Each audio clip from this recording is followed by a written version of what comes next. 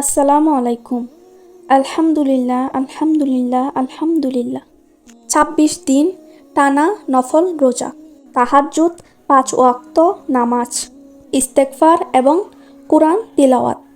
তাহাজ্জুদের সময় এবং জোহরের সময় পরে আমার একটা দোয়া কবুল হয়েছে। আল্লাহ তাআলা বলেছেন, নিরাশ হইও না, নিশ্চয়ই আল্লাহ ধৈর্যশীলদের সাথে আছেন। আমিও খালি হাতে ফিরিনি। দোয়া কবুলের হাজারো গল্পের মধ্যে আমার দোয়াও কবুল হয়ে গেল, আলহামদুলিল্লাহ। আল্লাহ তাআলা আমাকে নিরাশ করেননি।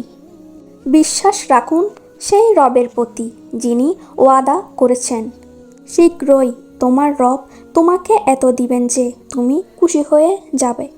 মনে রাখবেন, যে কোনো দোয়া কবুলের শর্ত হচ্ছে সকল হারাম ও গুনাহের কাছ থেকে বিরত থাকতে হবে। এর পরেও যদি গুনাহ হয়ে যায় তাহলে সাথে সাথেই তওবা করা, খুব আন্তরিকতার সাথে আল্লাহর কাছে সাহায্য চাওয়া, দোয়ার শুরুতে এবং শেষে আল্লাহ তাআলার প্রশংসা করা ও দরুদ পাঠ করা। দোয়া করার পর ধৈর্য ও বিশ্বাসের সাথে দোয়া কবুলের জন্য অপেক্ষা করা।